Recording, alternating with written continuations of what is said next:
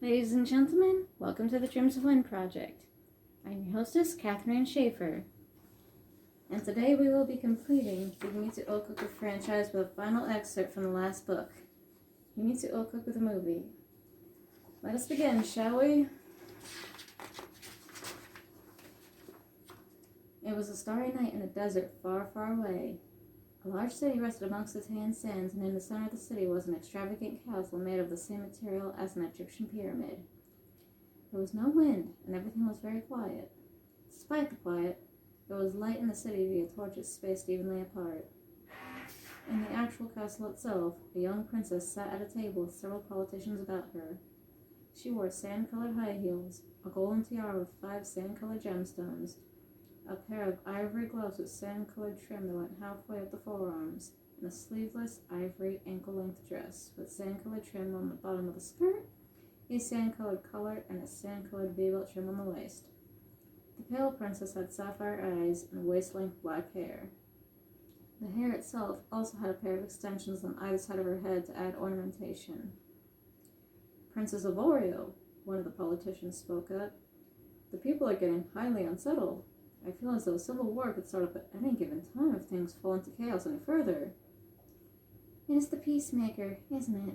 Avorio asked, her voice soft yet carrying strength.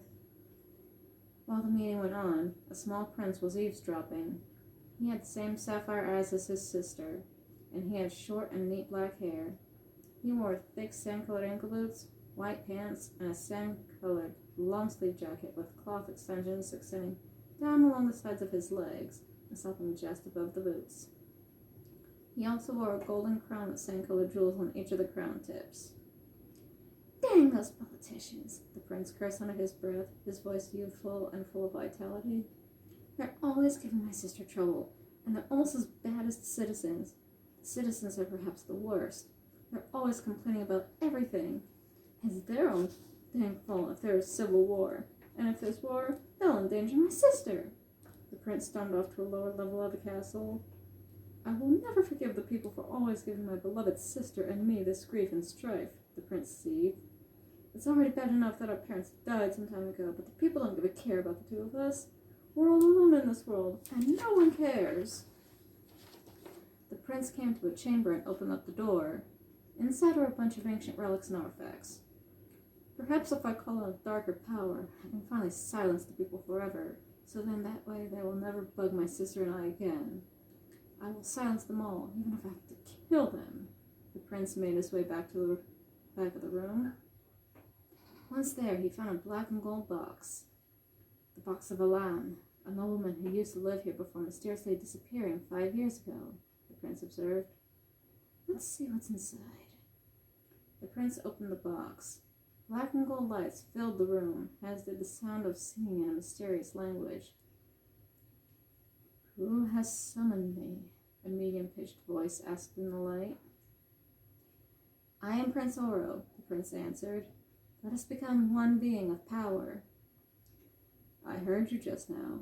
You seem to have an intense hatred of the people of this world. I am now reading your heart, and I can understand. I am a nobleman named Alan, although I now go by the name Pirate, as Alan seems distant from me now. I cannot explain what has happened to me, and why I disappeared 5 years ago, but I can aid you. After all, I was never released from this accursed box because the people of this world were too terrified of me. They see me as a monster. Well, the people are the monsters. Let's claim revenge, together. The lights enveloped Oro. At the same instant, a servant walked by and witnessed the transformation that followed. Oro's boots and jacket turned black. His cuffs gained golden trim, as did his collar. A line of golden trim went down the center of the jacket as well, and the crown was replaced with a black jester hat with a golden rim and a pair of golden spear-shaped bells on the ends. The servant ran to fetch Avorio and brought her to the room just as the transformation completed itself. Avorio gasped and took a step back as her younger brother looked at her and smiled a twisted little smile. Don't be so surprised, my beloved sister. Oro's voice seemed slightly off, a little lower-pitched. I shall bring forth a new era to this world of ours, and we shall rule it together.